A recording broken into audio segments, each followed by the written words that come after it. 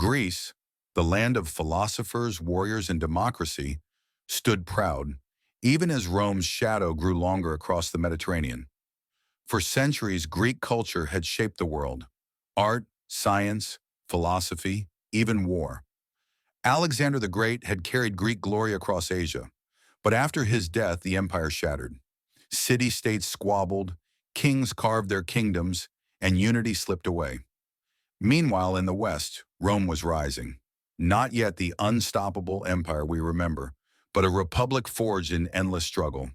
Rome was hungry for land, for power, for survival. And when Rome hungered, empires fell. At first, Rome admired Greece. Roman generals studied Greek warfare. Roman senators quoted Greek philosophers. Even Rome's gods bore Greek faces. It was respect, but respect can sour.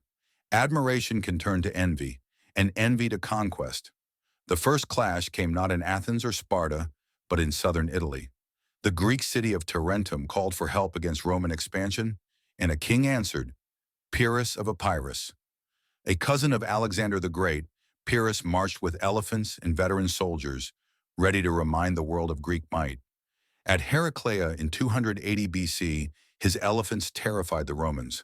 The legion broke under the weight of beasts they had never faced before. Rome was shaken, but Rome did not fall. They rebuilt, regrouped, and returned. At Asculum, Pyrrhus won again, but at a terrible cost. Thousands of his men lay dead. Rome, relentless, raised new legions as if from the earth itself.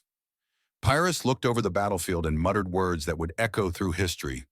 Another such victory, and I am undone. The Pyrrhic War proved something chilling. Rome could bleed, but it would not stop.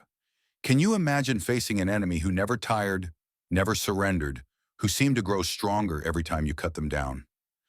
Pyrrhus left Italy in frustration. His dream of checking Rome had failed.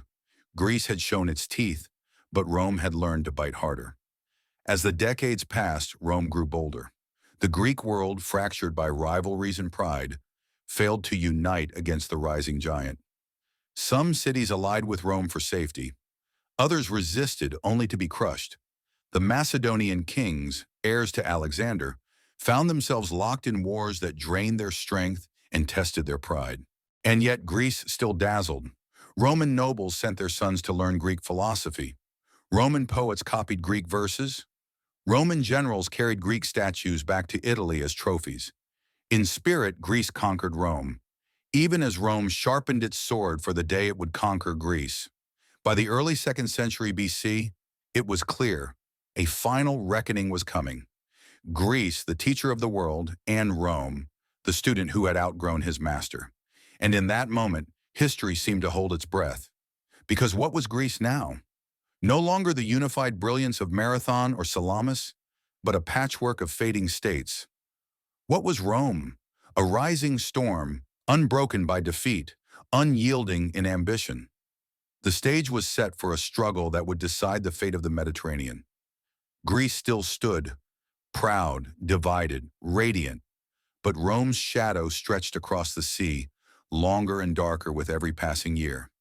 And when shadows grow long, night is not far behind. So when the armies of Rome marched east, the ancient world braced for the clash of titans, a clash not just of swords, but of ideas. The freedom of the polis against the iron will of the republic.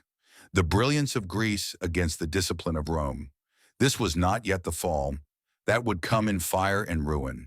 But the first blows had been struck. The war for Greece had begun.